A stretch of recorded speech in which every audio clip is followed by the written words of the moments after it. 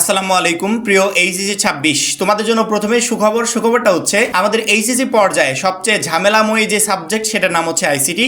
এই আইসিটিতে হিউজ পরিমাণ শিক্ষার্থী ফেল করে। আমরা ইতিমধ্যে আইসিটির একজন শিক্ষক নিয়োগ দিয়েছি আমাদের অফিসে, যিনি আইসিটিটা তোমার কাছে একদম পানির মতো সহজ করে দিবে। অর্থাৎ রেগুলার তোমার আইসিটি টপিকে ক্লাস দিবে, যে ইম্পর্টেন্ট চ্যাপ্টারগুলো থেকে পরীক্ষায় প্রশ্ন আসবে সেই চ্যাপ্টারগুলো তোমাদের পরীক্ষার আগে একদম টোটালি সলভ করে দিবে।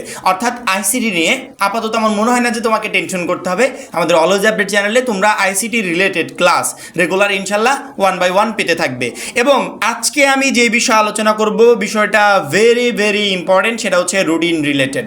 আমরা রুটিন নিয়ে কত না আন্দোলন করছিলাম যে রুটিনটা পরিবর্তন হওয়া দরকার, শিক্ষা বোর্ডকে জানালাম, এটা করলাম সেটা করলাম, অনেক কিছু করলাম, কিন্তু এখন যতদিন যাচ্ছে এই রুটিনের টপিকটা টোটালি ধামাচাপা পড়ে যাচ্ছে। এবং আমি এতটুকু জানি পরীক্ষার আগ মুহূর্তে এই রুটিন নিয়ে আর কেউ কথাও বলবে না। কারণ কি, এইটা এইচএসসি পরীক্ষা লাইফের একটা গুরুত্বপূর্ণ পরীক্ষা। আর এই পরীক্ষায় আমরা যদি এখন রুটিন নিয়ে পড়ে থাকি তাহলে কিন্তু কখনো ভালো একটা প্রিপারেশন নিতে পারবো না। অবশ্যই ভালো প্রিপারেশন নিতে হলে এই রুটিনের চিন্তা আপাতত মাথা থেকে ঝেড়ে ফেলে আমাকে নিজেকে রেডি করতে হবে। এখন সেই রেডি করার পিছনে সবাই রুটিনের টপিকটা আপাতত ভুলে গেছে, যে রুটিনের চিন্তা আপাতত বাদ, এই রুটিন নিয়ে আর চিন্তা করা যাবে না, আমাকে এখন ফাইনাল পরীক্ষার জন্য নিজেকে প্রস্তুত করতে হবে। এবং শিক্ষা বোর্ডের হাব ভাব দেখে আমার কোনোভাবে মনে হচ্ছে না যে রুটিন পরিবর্তন নিয়ে তারা কখনো চিন্তা ভাবনা করবে। সেক্ষেত্রে এক প্রকার ধরে নিতে পারো তোমার রুটিনটা পরিবর্তন হচ্ছে না। যদি পরিবর্তন হয় সেটা তো আমাদের জন্য বোনাস পয়েন্ট, কিন্তু পরিবর্তন হচ্ছে না এইটা মেনে নিয়ে আমাকে এখন পরীক্ষার জন্য প্রস্তুত হতে হবে। রুটিন পরিবর্তন হচ্ছে না। এইচএসসি 26 পরীক্ষার রুটিন ইতিহাসের সবচেয়ে জঘন্যতম রুটিন, সবচেয়ে বাজে রুটিন।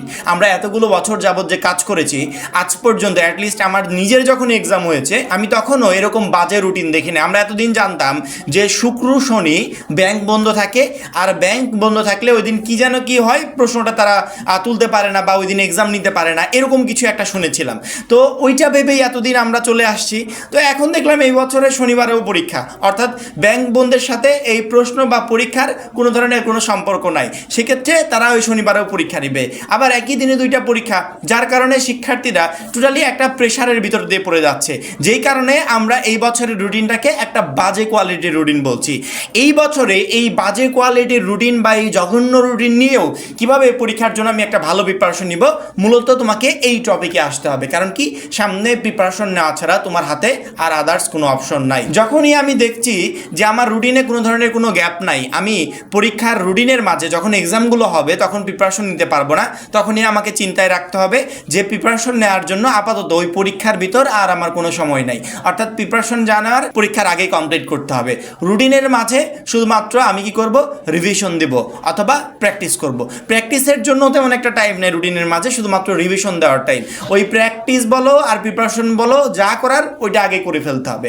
রুটিনের মাঝে যে একদিন দুই দিন গ্যাপ পাচ্ছ ওইটা শুধুমাত্র রিভিশন, অর্থাৎ একের পর এক সাবজেক্ট তোমাকে রিভিশন দিতে হবে। বাংলা দ্বিতীয় পত্র পরীক্ষায় যেগুলো পড়বে, যে প্রশ্নগুলো তোমাকে কমপ্লিট করতে হবে, সেগুলো তোমার আগেই প্রিপারেশন নেওয়া হয়ে যাবে। ওই বাংলা দ্বিতীয় পরীক্ষার আগে যে একদিন ছুটি পাচ্ছ, ওই একদিন ছুটি শুধুমাত্র রিভিশন দিবে, জাস্ট রিভিশন দিবে।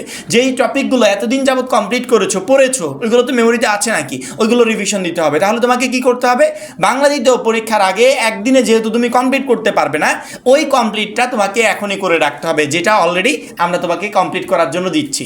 সেগুলো এখনই কমপ্লিট করে রাখতে হবে, যাতে বাংলা দ্বিতীয় পরীক্ষার আগে যে একদিন ছুটি পাচ্ছ, ওই একদিন ছুটি জাস্ট তুমি রিভিশন দিতে পারো। ইংরেজি প্রথম পত্র পরীক্ষা একদিন ছুটি পাচ্ছ, ওই ছুটিতে প্রিপারেশন নিতে পারবে?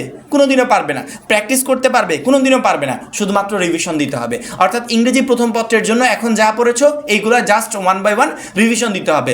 অর্থাৎ পরীক্ষার আগ মুহূর্তে আমি যে ছোট্ট ছুটিটা পাচ্ছি, এই ছুটিতে আমার কাজ হবে শুধুমাত্র রিভিশন দেওয়া। আমি একের পর এক রিভিশন দিয়ে যাব, না পারবো প্র্যাকটিস করতে, না পারবো প্রিপারেশন নিতে। অর্থাৎ প্রিপারেশন প্র্যাকটিস যা করার এখনই সেরে রাখতে হবে। এইচএসসি লেভেলের একটা পরীক্ষার্থী বা এইচএসসি 26 একটা পরীক্ষার্থী যদি চায় যে এই জঘন্য রুটিন নিয়েও আমি পরীক্ষায় ভালো প্রিপারেশন নিতে পারবো বা ভালো একটা রেজাল্ট করতে পারবো, তাহলে সেটার প্রস্তুতি তোমাকে এখনই নিয়ে রাখতে হবে। এখনই তোমাকে ভালো রেজাল্ট করার টোটাল বন্দোবস্তটা সেরে ফেলতে হবে। অর্থাৎ এখনই প্রত্যেকটা সাবজেক্টে প্রিপারেশন নিয়ে ফেলতে হবে। কারণ কি, তুমি বোর্ড পরীক্ষার মাঝে যে ছুটিটা পাচ্ছ সেই ছুটিতে আর প্রিপারেশন নিতে পারবে না। এই জন্য আমার মনে হয় প্রত্যেকটা শিক্ষার্থীরই রুটিন পরিবর্তন হবে এমন চিন্তা বাদ দিয়ে এখনকার সময়টা সবগুলো সাবজেক্ট গুছিয়ে প্রিপারেশন নিয়ে ফেলে রাখা উচিত, যাতে পরীক্ষার সময় আমি শুধুমাত্র রিভিশন দিতে পারি এবং বোর্ড পরীক্ষার হলে ভালো প্রিপারেশন নিয়ে যেতে পারি। এই রুটিন রিলেটেড অনেক প্রশ্ন আসছিল যে রুটিনের টপিকটা সবাই ভুলেই গেল। ভুলে যাওয়ার কারণ আছে, কারণ কি, ও জানে যে ও ওর বোর্ড পরীক্ষার সামনে, কয়েকদিন পর বোর্ড পরীক্ষা, আর এখন যদি সে রুটিন নিয়ে পড়ে থাকে তাহলে কখনো ওই বোর্ড পরীক্ষায় ভালো করতে পারবে না। এই জন্য সে ওই রুটিনের টপিকটা ভুলে গিয়ে বোর্ড পরীক্ষার প্রিপারেশন নিচ্ছে। আমার মনে হয় তোমারও এই রুটিনের টপিকটা ভুলে গিয়ে বোর্ড পরীক্ষার জন্য প্রিপারেশন নেওয়া উচিত, এবং এই প্রিপারেশন নিতে কী কী লাগবে, কী কী করতে হবে, তার এভরিথিং অলরেডি তো আমরা দিয়েই দিয়েছি। সেগুলো কমপ্লিট করো, ইনশাল্লাহ বোর্ড পরীক্ষায় তুমি একটা বেস্ট রেজাল্ট করতে পারবে। এবং যারা এখনও আমাদের এইচএসসি 26 টার্গেট প্লাস কোর্সে যুক্ত হওয়া নাই, খুবই দ্রুত যুক্ত হয়ে যাবে, কারণ কি একটা মাত্র কোর্সে তোমাকে প্রত্যেকটা সাবজেক্টে A+ প্রিপারেশন নিতে প্রচণ্ড পরিমাণে হেল্প করবে। সবাই ভালো থাকবে, সুস্থ থাকবে, আল্লাহ হাফেজ।